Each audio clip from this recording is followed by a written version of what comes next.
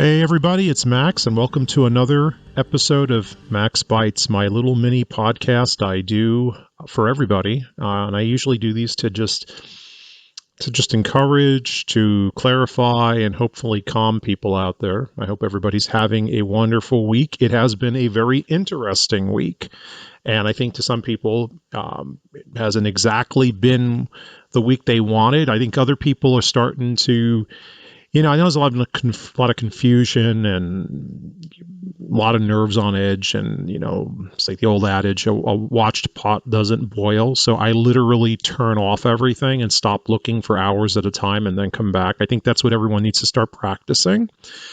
But let's talk about that red wave, quote unquote. Okay, that we were all force fed the information for several weeks. First of all, I'd like to just say this to everybody. I don't care what your political persuasion is.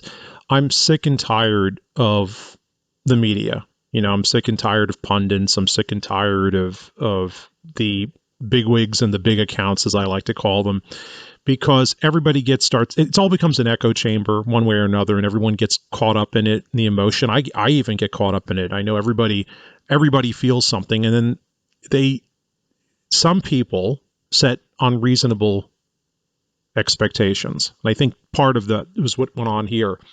As far as it's looking to me, it's like a red tide that comes in late at night. And what does a tide do usually? It comes in and then it pulls stuff out with it. I think it's pulling out some loose hanging debris, or floating debris, not loose hanging debris, but floating debris. It's pulling it out to the sea. And I think that's Democrat debris. Because if you start really going through the individual races, and I think this is going to become clearer and clearer as the days and weeks go on. And I did say there were going to be a lot of races that I didn't know was going to be this many. I did say some races would not be called for days or weeks. And boy, was I right about that. As the days and weeks go on, it'll become clear that this was a pretty bad night, Tuesday night, for Democrats. However you want to twist it, it's a fact. I stand by what I said in my previous podcast, and go back and listen to it. I uploaded a Bytes just before the election, where I think that the House is going to definitely go Republican. The question is by what amount. It can be anywhere from 10 or 12 seats to 40. There are a lot of seats out there right now. And then those that have been called, the loser has not conceded. So there's a lot of questions as to whether they're going to be recounts, and stuff like that may actually start happening down the road in the coming days. But when you look at it, I mean, think about it. The Republicans did exceptionally well in states like California, where they flipped. As of the current official Reuters calls, it looks like the GOP flipped 1, 2, going down here, list, 3, 4, at least 4 House seats in California. And it looks like they're leading in, it looks like about another 3 or 4 at least. Could be up to 5. It's a lot of seats. So, when you look at that, you kind of like go, wow. New York, same difference. New Jersey, they picked up 1. These were seats that were competitive, but frankly, these are blue states, and it's amazing that the Republicans stretched into that. Now I'm switching to the results over in, and I like to use the Reuters or the Real Clear Politics feeds. Those are my preferred. I'm going over to, back up here just one wee bit, Arizona. This is an interesting state because I think some people are starting to spin this. First of all, the first impulse is it was a disaster for Republicans. They did terrible. Everybody's got to dump Trump and all that other kind of garbage. And then the second day, it's sort of like it got more muted, and people are kind of like starting to really digest the results, because the results weren't even in yet. There's just a lot of races that are too close to call. And if you go through Arizona's congressional races, it becomes interesting. The GOP has it is right now. If everything else stays equal, they've picked up at least 1 seat, actually 2 pickups in Arizona. So they've done 2 pickups. They lost 1 because of redistricting, so it's a net gain of 1 House seat in Arizona. Arizona got redder. it doesn't matter what happens with Masters, frankly. Arizona and the congressional level got redder. If Lake wins, which is what I think is going to happen, I've been saying that for a year. She was going to be the next governor. We'll see if I'm right about that. Then the states pretty much remain the status quo, even if Kelly pulls off a victory, which will be a very narrow victory for him. So the state of Arizona has gotten redder. California has gotten redder. And that's a blue state, a little redder. Florida has gotten very red. Texas has gotten very red. Iowa's gotten very red. New York has gotten a little redder, clearly, with the Republicans picking up certain seats. On the other end, blue states got bluer. I've said it from the beginning, Michigan was a blue state. A lot of people didn't like that. Now it's very blue. I read that they lost the state legislature, Republicans. So, it's a very blue state today where it wasn't 48 hours ago or 72 hours ago. Pennsylvania went bluer. So, it depends on how you want to look at it. So, purple states like Nevada and Arizona. Arizona's been considered a purple state for a while, again, getting redder. Nevada. It's looking, let me go over to Nevada right now. Right now, it looks like the Republicans are on the precipice of a big victory there. If they can hold the ground, they may eke out a victory in the Senate, and I really feel good about Lombardo. So that means that that state's got a purple state has gotten redder. So you have to start thinking, this is demographic shifts that are taking place, and it is part of a political realignment that we're kind of living through. I still believe Pennsylvania is, I said this in my seminars, and I do believe this. I do believe Pennsylvania in 10 or 15 years is going to be more like Ohio, less like Michigan, and, but it's going through right now. I think it's look, the thing is this. How many of you were ecstatic when Oz won the nomination? Not many. I mean, I didn't have anything against him, and I supported him 100% when he got the nomination, but a lot of people didn't like it. Politics are local. Some people just didn't like Oz, and I think that played a factor in it. Okay? I really do. That's the way I view it, and it was a razor-thin victory for Fetterman, and I think he's a one-term senator, frankly. That's just a fact of life. That just people didn't like him. Okay. For whatever the reason was. All right. A lot of this has to do with candidates. I think sometimes it is what it is. In Arizona, I've said this over and over again, Masters was a very, went through a brutal primary. And I think that weighed him down. And the thing I've said before the election over and over again is you're going to see split tickets in some of these states. I thought Pennsylvania was going to be a split ticket with Oz barely pulling it off and Shapiro winning. And it was actually the people barely gave them a unified ticket. In Arizona, it's looking more and more like it's going to be a split ticket. I do hope I'm wrong with that one and Masters pulls it off. I have no doubt Lake is going to be the next governor.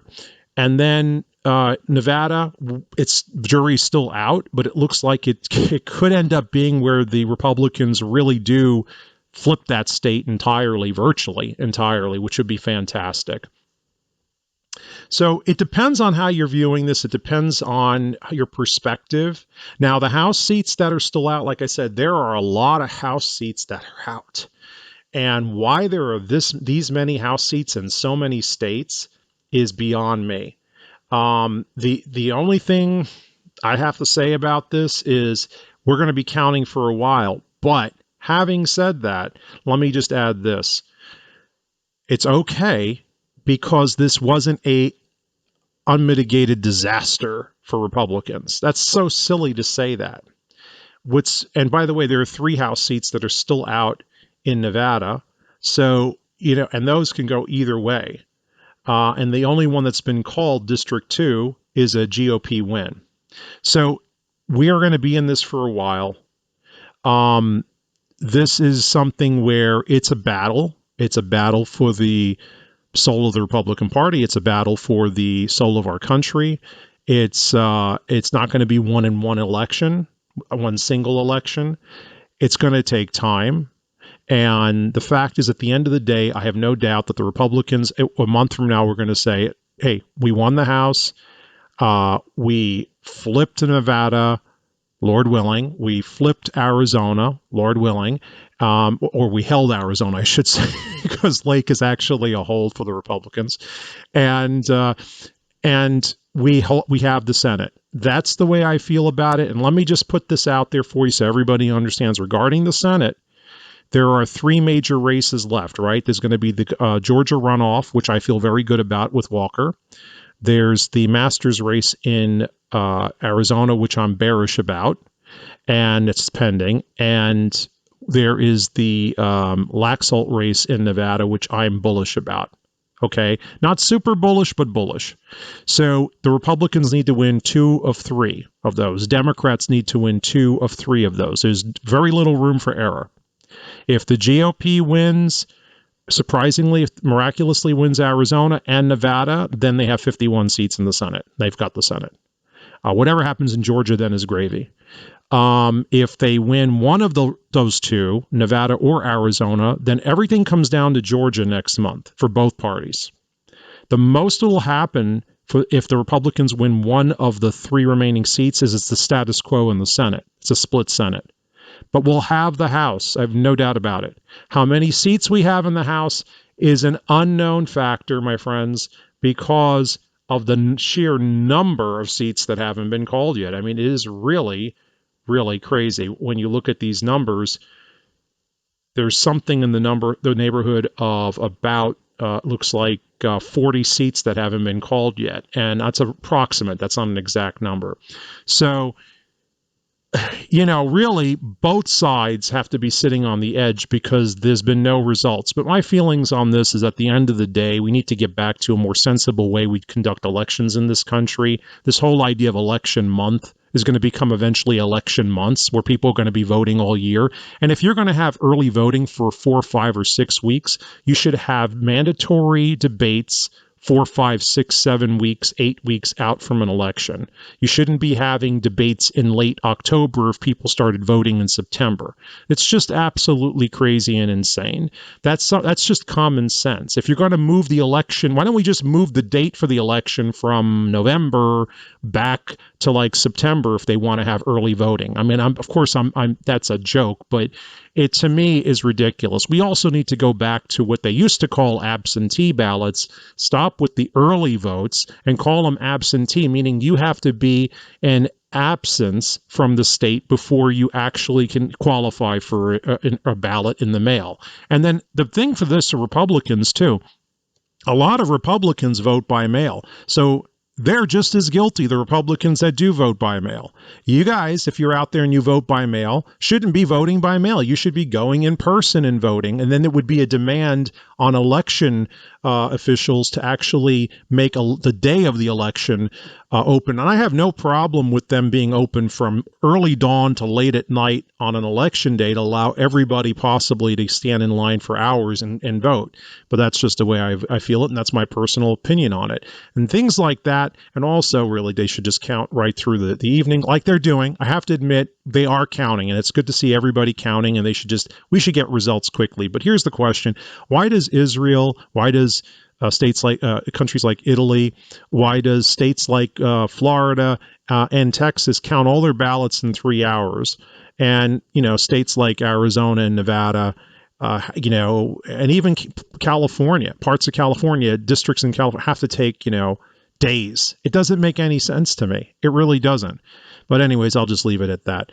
Anyway, I hope everybody's having a wonderful week. And here's the thing. Join me tomorrow and Saturday for Civics Maximus, the election postmortem, where I will break down the results and talk about all the doom and gloom, the potential for the future, what it all means, the election results. Civics Maximus, the election postmortem is my next seminar, and it's this weekend. And only this weekend, contact Roxy at Roxy Balboa, the number 1, at gmail.com. That's her email, Roxy Balboa, the number 1 at gmail.com. The link is in the description below. Also, join Maximus Premium, where I'm giving updates on the election practically around the clock and giving analysis and answering questions from members every single day, several times a day sometimes. So you definitely want to contact Roxy about that. Her Telegram and Twitter handles at Roxy_Balboa. And again, you can email her, RoxyBalboa, the number one, at gmail.com. Again, the links are in the description. You should become a member of Maximus Premium. Lots of benefits with that, including discounts to my seminars. Anyways, God bless yous. I love yous. Hang in there. We are still winning. And at the end of the day, we will have definitely shown the world we won. Ciao.